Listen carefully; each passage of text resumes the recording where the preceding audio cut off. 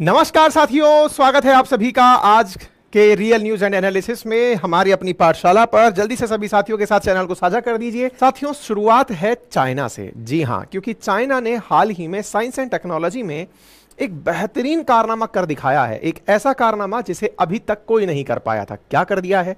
China का चांग ई6 mission moon के उस किनारे पर उतर करके ड्रिल करके वहां से मिट्टी लेकर चल भी दिया है।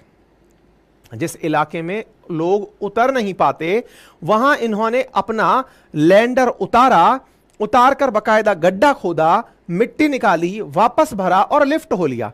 चाइना का चांग ई6 वहां से लिफ्ट हो गया है, मून से रॉक सैंपल लेके लौट रहा है। विचार कीजिए, भारत ने अपना चंद्रयान-3 जब दक्षिण पोल पर भेजा था तो केवल लैंड कराया था, वहां पर रोव कराया था। इन्होंने ना केवल लैंड कराया बल्कि अपने उस चांग ई6 से वहां के सैंपल कलेक्ट करवाए, सैंपल उठवाए, उठाकर वापस चलवाए और वो जून के अंतिम सप्ताह में वापस चाइना आकर के रुकेगा। यानी कि कुरियर सेवा की तरह सोचिए, माल गया है, लिया है, वापस आया है।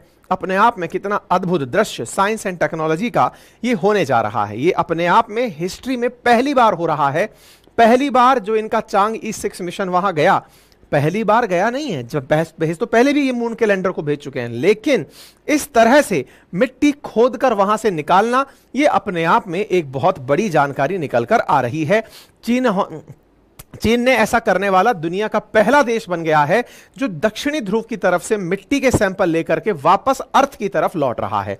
बाय द वे, ये जब गया था हमने उस समय भी सेशन किया था, संभवतः आप लोगों को ध्यान होगा, हमने उस समय भी सेशन किया था और कहा था चीन का मून मिशन और पाकिस्तान का नाम, यह करके हमने आपके आरएनए के अंदर ही यह सेशन किया था। अपनी पाठशाला पर अभी भी डला हुआ है। 3 मई को यह लॉन्च हुआ था, हमने ये चीज चर्चा में ली थी और आपको बताया था कि ये लॉन्च हुआ था, तब की जिक्र आपको बताई थी। याद कर लीजिएगा, हमारी ये तारीख है 3 मई के दिन जब ये गया था। तो China launched ambitious mission to the far side of moon, ये टाइटल था जिसके ऊपर हमने सेशन किया था और वो आपके लिए अभी भी अपनी पाठशाला पर डला हुआ है। इन्होंने हेनान प्रोविंस जो है इनका, यहां से इसको लॉन्च किया था। यहां से लॉन्च करके ये मून की तरफ गया था, चांग ई6। तो चांग ई6 मिशन है, लेकिन इसमें जो रॉकेट यूज किया गया है वो लॉन्ग मार्च 5 नाम का रॉकेट है, जो चीन का अब तक का सबसे पावरफुल लॉन्च माना जाता है। साथियों, 53 दिन के इस पूरे कारनामे में 3 तारीख को यह गया हुआ है। जून के आखिरी सप्ताह में लगभग 23 तारीख को यह वापस लौटना अपेक्षित है। 25 जून को यह धरती पर लौट रहा है। 53 दिन के अंदर यह चांद की यात्रा करके मिट्टी लेकर वापस आ रहा है। यह अपने आप में एक जबरदस्त अजूबा हो रहा है। सोचिए, सबसे पहले ये यहां से शुरू हुआ, ये जो व्हाइट कलर में आपको दिख रहा है, यहां से लिफ्ट हुआ। लिफ्ट होकर इसने पहले अर्थ का चक्कर काटा। अर्थ का भी कंप्लीट चक्कर नहीं काटा, अर्थ का चक्कर काट के एक ही बार में एग्जिट कर गया अर्थ की कक्षा से, और एग्जिट करके सीधा मून की कक्षा के अंदर एंट्री कर गया। मून की कक्षा में एंट्री किया, वहां धीरे धीरे उतरना शुरू हुआ, रुकना शुरू हुआ और उतरते उतरते यहां उतरा। जब ये लैंड किया, लैंड करने के बाद में फिर यहां से लिफ्ट हुआ और लिफ्ट होकर के अब ये चल दिया है और ये चक्कर काटते हुए ये वापस अर्थ की कक्षा में आएगा और अर्थ की कक्षा में आकर के चाइना के उत्तर की तरफ, मंगोलिया की तरफ ये जाकर लैंड करेगा। जब ये लैंड करेगा तो वर्टिकल डिसेंड होगा, जो कि अपने आप में एक बहुत बड़ी बात है। तो साथियों, लॉन्ग मार्च 5 नाम के रॉकेट के साथ इन्होंने अपना चांग ई6 मिशन भेजा। ऐसा करके चंद्रमा पर उतरने वाले देशों के क्रम में चाइना तीसरी बार इस तरह की लैंडिंग कराने में कामयाब देश रहा है और इन्होंने अपने द्वारा साउथ पोल के एटकेन बेसिन के ऊपर यह लैंडिंग कराई है। यह टर्म याद रख लीजिएगा, क्योंकि चांद के ऊपर कुल मिलाकर 3 ही बड़े हिस्से कंसीडर किए जाते हैं।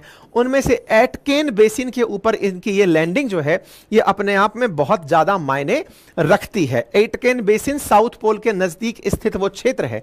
अब सवाल बनता है, साउथ पोल में ऐसा क्या है? असल मायने में साथियों, साउथ पोल चंद्रमा का वो हिस्सा है जो अर्थ से दिखाई नहीं पड़ता है। अर्थ से जो दिखता है उस तरफ तो बहुत बार लैंडिंग हुई है। अर्थ से दक्षिण की तरफ, यानी कि जो दिख नहीं रहा है उसके दूसरी तरफ उतारना अपने आप में वैज्ञानिकों के लिए काफी चुनौतीपूर्ण रहता है। और अपन को क्यों नहीं दिख रहा है? क्योंकि सूरज का सीधा प्रकाश वहां नहीं पहुंच रहा है। ऐसी स्थिति में सूरज की एब्सेंस में अंधेरे वाले सिरे पर उतारना वैज्ञानिकों के लिए एक बहुत बड़ी चुनौती है। ना केवल उतारना, एक ऐसी जगह पर उतारना जिसके बारे में आपको कुछ ना पता हो, वो रहस्य से भरा हो सकता है। हालांकि भारत ने इनके एटकेन बेसिन से भी दक्षिण की तरफ अपना मून लैंडर उतारा था, लेकिन हमने सैंपल कलेक्ट नहीं किए थे। ये सैंपल कलेक्ट करके यहां से वापस चल रहा है। ये अपने आप में एक बहुत बड़ी बात है जिसको कि साइंस के अंदर सेलिब्रेट किया जा रहा है। हमारा चंद्रयान 3 जो है वो यहां पर बिल्कुल दक्षिण के किनारे तक पहुंच गया था। यह अपने आप में एक बहुत बड़ी बात है। ठीक है साहब, तो फार साइड पर जाकर के यह सारा कारनामा हो रहा है। आप देख लीजिए, नियर साइड से जब हम चंद्रमा देखते हैं तो बहुत सारे खड्डे और ऐसी चीजें दिखाई देती हैं। ऐसा लगता है, कुछ लोग कहते हैं एक बुढ़िया माई है जो चक्की चला रही है, कुछ लोग तमाम तरह की चंद्रमा को देखकर बातें करते हैं, कुछ लोग कहते हैं चंद्रमा पर भी तो दाग है। तो ये जो साइड हमको दिखती है वो दाग वाली साइड है, जो दूसरी साइड हमें नहीं दिखती वो इस तरह की साइड है जिसे लेकर के लोग क्यूरियस हैं कि अल्टीमेटली दूसरी तरफ क्या होता है। ठीक है, तो चाइना का नेशनल स्पेस एडमिनिस्ट्रेशन ने कुछ इमेजेस जारी की जब चांगई 6 यहां पर मून की फार साइड पर लैंड हुआ। आप भी तस्वीरें देखें तो देखकर आपको चंद्रमा की कुछ चीजें बहुत फैसिनेट करती हुई दिख सकती हैं। आप इधर देखें, ये चंद्रमा की वो सरफेस है। इस सरफेस पर उतरते हुए आपको चांगई 6 उतरता हुआ दिख रहा है। चंद्रमा किस तरह से दिखता है ये आपके सामने है। आप कह रहे हैं सर यहां तो उजाला है ही नहीं तो दिख कैसे रहा है? तो ये वो कैमरे हैं जो नाइट विजन कैमरे हैं जिनसे ये दृश्य लिया गया है। चंद्रमा के इस सिरे पर उतरने से पहले ये चंद्रमा का सिरा कैसा दिख रहा है विचार कीजिए। किसी को नहीं पता, ये दलदल है, ये मिट्टी के अंदर धंस जाएगा, पथरीला क्षेत्र है, क्या है, और ऐसे जगह पर उतारा जा रहा हो। चंद्रमा अब दिखने पर हमें यह अंदाजा तो लगने लगा है कि यहां पर अगर मजबूत जगह है, मिट्टी का एनालिसिस होगा, जो स्टोन वहां से लाए जा रहे हैं उनका एनालिसिस होगा, उसके अध्ययन से यह पता लगेगा कि यहां पर रुका जा सकता है। क्योंकि अभी कुछ आइडिया ही नहीं है, पानी है या नहीं है ये नहीं पता है, मिनरल्स हैं या नहीं है ये नहीं पता। ऐसी स्थिति में यहां पर जाना अपने आप में बड़ी खबर है। ग्लोबल टाइम्स ने इस खबर को इसी प्रकार से बताया था। 2 जून के जिन दिन इनकी लैंडिंग हुई थी उसके बाद में ये यहां से प्रॉपर तरीके से लेकर निकला। तो देखिए, जब ये लैंड किया उस समय और लैंड करने के बाद में इसने कैसे एक विशेष आर्म के माध्यम से गड्ढा खोदा वो, और चाइना का फ्लैग कैसे इसने बाहर निकाला, ये अपने आप में एक बहुत ही जबरदस्त चीज निकलकर यहां आई है। तो देखिए, इसमें खड्डा करने के लिए इन्होंने बकायदा एक मैकेनिकल आर्म लगाई है, एक ऐसा हाथ लगाया है जो यहां पर गड्ढा करेगा। ठीक है ना, तो यहां पर कैसे होगा तो वो मैं आपके सामने तस्वीरों दिखाता हूं। देखो, आपको ये मून का मतलब इनका चांगई मिशन जो है वो यहां पर अपना लैंडर इस प्रकार से उतारता है। ये लैंडर अपने में से एक हाथ जैसा यंत्र बाहर निकालता है जो कि ड्रिल करता है। ड्रिल किए हुए सामान को, जैसे जेसीबी के अंदर मुंह नहीं निकलता है, कुछ उस प्रकार की चीज निकालता है। निकाल करके वापस भरने के लिए देखिए ऐसे इसने गड्ढा खोदा, गड्ढा खोद करके ये सामान भरता है बॉक्स में। और बकायदा इन वैज्ञानिकों जो कि अर्थ पर बैठे हुए हैं, अपन ये सोचे कि अगर जेसीबी को हम देखते हैं तो जेसीबी का तो ड्राइवर साथ में बैठ के काम कर रहा होता है, यहां पे तो बकायदा चाइना के लोग धरती पर बैठे हैं, यहां से कमांड दे रहे हैं कि बेटा तुम चलो यहां पर ड्रिल करो। मतलब यहां से कमांड जा रहा है, तो सोचकर देखिए कम्युनिकेशन किस लेवल का होगा। लाखों किलोमीटर दूर एक इंस्ट्रूमेंट चांद के उस किनारे पर जो डायरेक्ट कनेक्शन में नहीं है वहां पर काम कर रहा है, इंस्ट्रक्शंस के आधार पर ड्रिलिंग कर रहा है। ये रियल टाइम ड्रिलिंग है, जिसे देखकर जो साइंस के एंथुजियास्ट हैं उन्हें बहुत खुशी होनी चाहिए कि साइंस ने किस लेवल की तरक्की की है। एक दिन निश्चित ही भारत भी इस तरह के कारनामे करेगा, लेकिन साइंस बाउंड्री से परे है। जहां भी रिसर्च होती है वो सबके लिए, मानव सभ्यता के लिए होती हैं। अब आप देखिए किस तरह से इन लोगों ने प्रॉपर तरीके से अपने इंस्ट्रक्शंस और दुनिया को बताते हुए वहां पर प्रॉपर तरीके से उसकी ड्रिलिंग हुई, और ड्रिलिंग के पश्चात उस ड्रिल किए हुए सामान को वापस से इसके अंदर लोड किया गया। यह अपने आप में एक जबरदस्त चीज है जिसे आप तस्वीरों के अंदर देख रहे हैं। हालांकि वीडियो जो है वो काफी ज्यादा पावर का है, मतलब हमने थोड़ी सी ज्यादा इसके अंदर इमेज कैपेसिटी ले ली। अब देखें आप, तो ये जो आप देख रहे हैं तो इसने प्रॉपर तरीके से ड्रिल किया है। आप सोचिए ये कम्युनिकेशन हो रहा है चांद से। चांद से कम्युनिकेशन के दौरान ये सैंपल कलेक्ट किए जा रहे हैं। सैंपल मतलब ये प्रॉपर जब लैंडिंग हो रही है, लैंडिंग के साथ साथ यहां पर जो दृश्य बन रहे हैं ये साइंस में काफी ज्यादा खास दृश्य माने जाएंगे। ठीक है, अब जब ये मिट्टी वापस आ जाएगी तो यहां के पूरे डेटा का एनालिसिस किया जाएगा चाइना के अंदर, और भविष्य के लिए कौन से मून मिशन भेजे जाएं इस पर चर्चा होगी।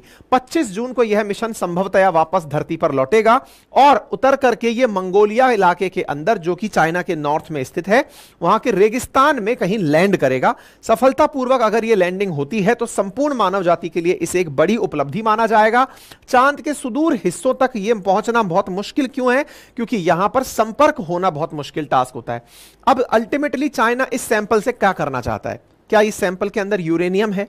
क्या इस सैंपल के अंदर कोई ऐसी धातु है जिसके बारे में किसी को नहीं पता? क्योंकि अल्टीमेटली ये कयास लगाए जाते हैं, बहुत सारे लोगों का यह कयास है कि चंद्रमा पर इस समय प्रचुर मात्रा के अंदर न्यूक्लियर फ्यूल है, यानी कि यूरेनियम की बहुतायत है। ऐसा बहुत सारे लोग कयास लगाते हैं, सैंपल कलेक्शन से ज्ञात जानकारी नहीं है ये। तो इस बात को क्रॉस चेक करने के लिए कि अगर चंद्रमा से यूरेनियम मिल जाए तो सोचिए भविष्य क्या होगा। चंद्रमा से यूरेनियम इकट्ठा किया, किसी का भी कोई रोक टोक नहीं है, आए और यहां पर बढ़िया तरीके से न्यूक्लियर फ्यूल बना लिया। दूसरा, चंद्रमा को लेकर के एक तैयारी और चल रही है। अभी जब हम लोग दुबई गए थे तो वहां पर एक फ्यूचर म्यूजियम है, और उस फ्यूचर म्यूजियम में यह देखा गया कि मतलब ये दिखाने का प्रयास किया गया था अगले 100 सालों में कैसा होगा, 50 सालों में दुनिया कैसी होगी। तो उसमें वो लोग ये प्रॉपर तरीके से दिखाते हैं। मैं एक वीडियो भी लेकर आया हूं, हो सकता है मैं आपके साथ शेयर भी करूंगा। उसमें क्या किया है, भविष्य को लेकर प्रोजेक्शन है कि दुनिया आगे क्या करेगी। तो चंद्रमा पर जैसे आज अपन यहां पर धरती पर देख रहे हैं सोलर पैनल्स लगे हुए हैं, जहां जहां पर ट्रॉपिकल एनवायरनमेंट है, यानी कि वो क्षेत्र जो कि इक्वेटर के 23.5 उत्तर 23.5 दक्षिण, जहां सूर्य का सीधा प्रकाश आता है, वहां पर तो सोलर पैनल सही से काम कर रहे हैं। सोलर पैनल्स के कारण बिजली का उत्पादन भी हो रहा है। लेकिन अगर चंद्रमा पर ही सूर्य के प्रकाश को 3.5 लाख किलोमीटर ऊपर ही चंद्रमा पर ही सूर्य के प्रकाश को संग्रहित करके उसे लेजर में कन्वर्ट कर दिया जाए और उस लेजर को अर्थ पर सीधा भेजा जाए, तो विचार कीजिए कि अर्थ पर एनर्जी का क्राइसिस ही खत्म हो जाएगा। यानी कि सूरज की दूरी चंद्रमा से कम है, ऐसी स्थिति में चंद्रमा से इकट्ठी की सनलाइट उसे बीम में कन्वर्ट किया, बीम को सेंट्रलाइज्ड किया, सेंट्रलाइज्ड करके अर्थ पर भेजा और अर्थ से इलेक्ट्रिसिटी का प्रोडक्शन किया। यह फ्यूचरिस्टिक बड़ा ही जबरदस्त प्लान है जिसे दुनिया के बड़े देश टारगेट कर रहे हैं। अमेरिका, चाइना, इंडिया, ये सभी लोग इसी कयास में है कि मून का कैसे उपयोग किया जाए, मून पर जाकर कैसे और दुनिया के आगे बढ़ा जाए। क्योंकि अल्टीमेटली अर्थ पर रह रहे लोगों की भलाई के लिए ही हम जितनी भी सेलेस्टियल बॉडीज हैं इनको टारगेट कर रहे हैं।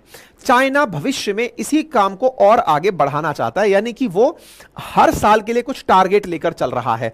2024 के अंदर सैंपल कलेक्शन हो गया, 2026 के अंदर इसका टारगेट है कि पानी की खोज के लिए सेशन भेजे, वो मतलब जानकारी के लिए वो भेजेगा यहां पे। 2028 के अंदर ये लूनर पर ही यानी चंद्रमा पर ही एक रिसर्च स्टेशन बना देगा, ऐसा टारगेट है।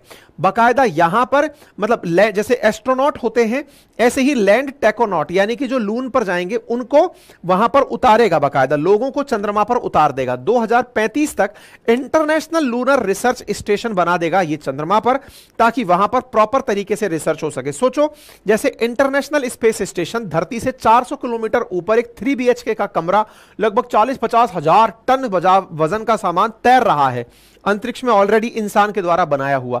सोचो चंद्रमा पर जाकर किसी ने कुछ बना दिया और वहां से फिर और आगे की तैयारी की जाए, तो फिर साइंस के सेक्टर में कितना कुछ हो सकता है। ठीक है, चैनल पर नए हैं तो सब्सक्राइब करें, और हां, हमारा एप्लीकेशन अपनी पाठशाला जिस पर हिस्ट्री, ज्योग्राफी, पॉलिटी, इकोनॉमी का कंप्लीट कोर्स पढ़ा हुआ है, उसका लिंक कमेंट बॉक्स में है, जाकर के हमारा कोर्स अगर पढ़ना चाहें तो उसे ले सकते हैं। अपना ख्याल रखें, बड़ों का सम्मान करें, छोटों को प्यार दें, अपना व्यक्तित्व इस प्रकार से विकसित करें कि महिलाएं आपके साथ सुरक्षित और सम्मानित महसूस करें। धन्यवाद।